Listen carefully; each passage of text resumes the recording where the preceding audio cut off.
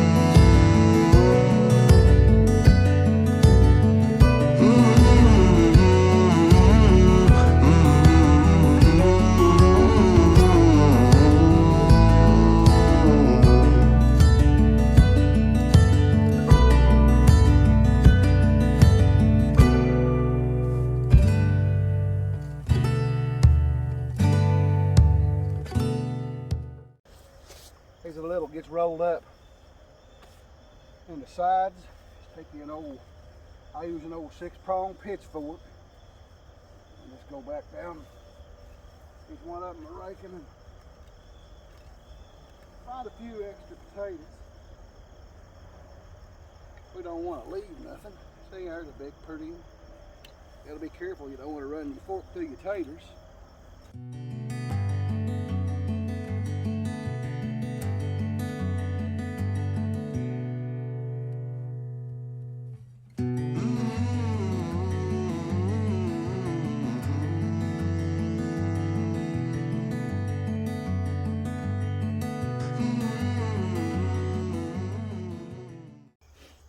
Here's what we got out of 40 feet of, I don't know what's there. There's probably 2 bushel there. A lot of big old naughty taters, some pretty good sizes, and a whole lot of little ones. I'm satisfied with that for a 30-foot row. And now I got another 6 or 8 feet past where we started. I couldn't get in there for that pumpkin vine. I'll get in there and dig it out with my regular fork. Let's get to dipping some more taters out of the ground. It didn't take long as I thought.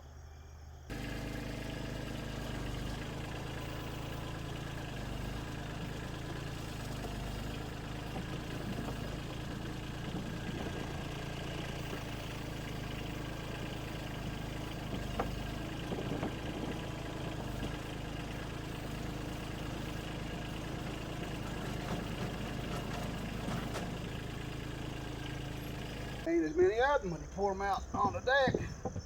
Looks like there's more of them on that bucket. I think I'll dig me another row of reds. Put them all up here. I ought to put them all up here. If I need more space, I'll get my trailer. I need a curing rack, but I ain't got one. So we just make do with what we got. Seems to be the way that it's always been. Skins is good on them. I mean, I can still pop skin in places, but I think a little air today on them will cure them up.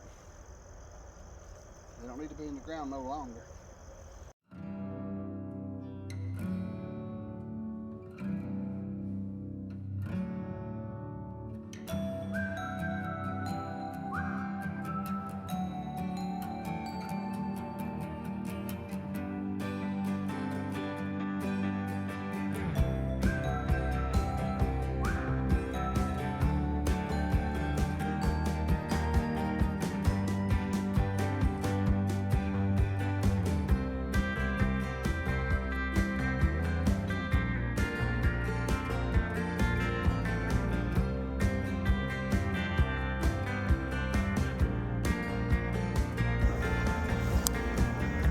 There's some good potatoes in there.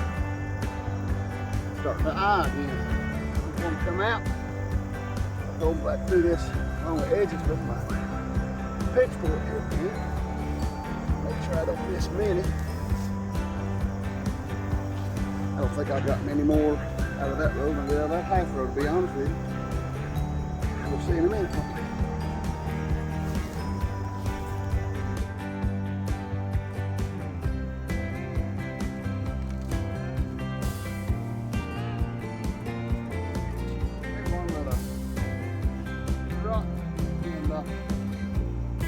What? Growing something. A whole lot of work. I like getting out of the ground, a whole lot of work too. Sure makes me feel like my summer's over though. Digging taters. Running around all morning with a jacket on. Feel like my summer's gone. We'll get ready for the winter.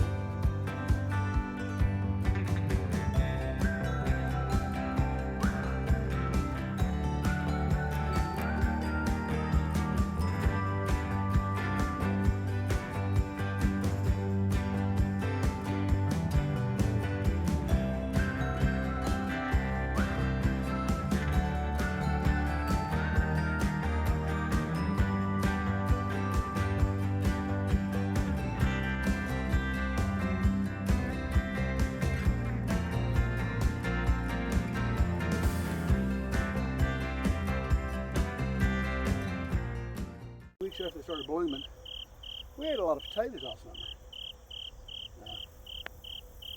And the kids come and got some potatoes. So what I got in this bucket right here, this row probably had 2 or 3 5-gallon buckets full taken out of it. This other row over here, the first one we done, I had previously dug up half of it, and Nancy was wanting some new potatoes to can. So she canned, I don't know, I'd say she canned probably 40 quarts out of that half row. Maybe not 40, but awful close to it, I'd say. Let's go dump these on that skid, and I gotta go change shirts. This is wet and it's hot. Come back and dig these 2 rows of whites. Now those are the ones I'm interested in seeing how they do. Because everywhere I've dug in them all summer, I'm getting very, very few potatoes. And I had a bad problem with rot. The only reason I could think of that I was finding so many rotten ones, I was digging on that end down next to the barn. That's the lower end, and it rained so much this summer, you guys know. And in my box, in between my heels, stood in water sometimes 5 or 6 days with 1 inch of water in it, where it just would not stop raining. So I think that's what caused those potatoes on end to rot a lot. I'm hoping up on this higher side that I ain't looking for a lot of potatoes, but I hope I got dry potatoes. And one way to find out is to get the grass off top of them. There was the total of reds that I dug out of the ground. And we took out not near half that much, I'd imagine, all summer. I don't know. I'm satisfied with that. And I hope I have that many whites. If I do, I'll be more than happy. Out of 4 little old rows of taters, I guess that ain't too bad.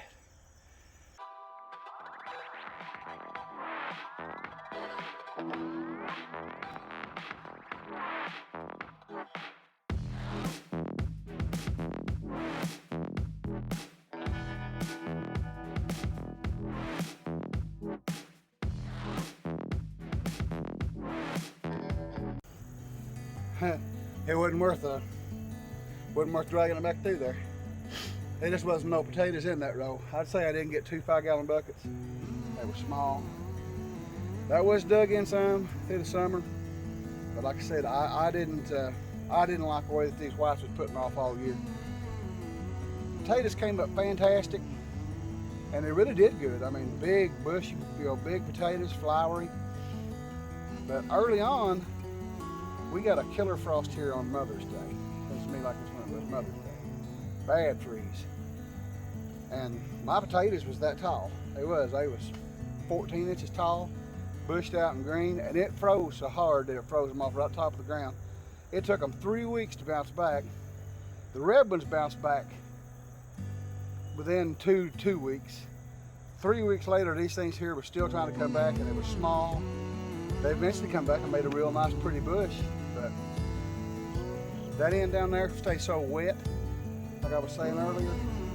And when I broke that potato plow through there, a middle buster, whatever you want to call it, from about halfway down, I could smell rotten potatoes. You know how that old stink is? And there was, I don't know, there was half a 5-gallon bucket full laying in there that I just didn't pick up. I mean, just rotten, I left them there. But let's get this turned, get these rest potatoes out, and find something else to do. So many of them whites got rotten spots on them like that. I know it cut off and eat, but it stunk. A lot of rotten ones in there. There wasn't a whole lot of white taters in there, I tell you. I didn't think it was going to be. I don't know why they wasn't. I'm happy to get them, don't get me wrong. Let's get them up here with the rest of them, where the air can blow through them, and cover them up with a screen.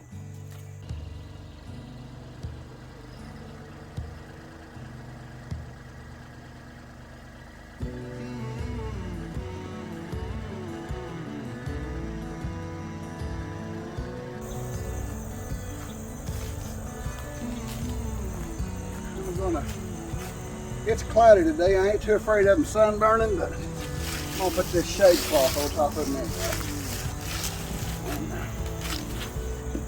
keep the dew off of them. We come back down here in the morning.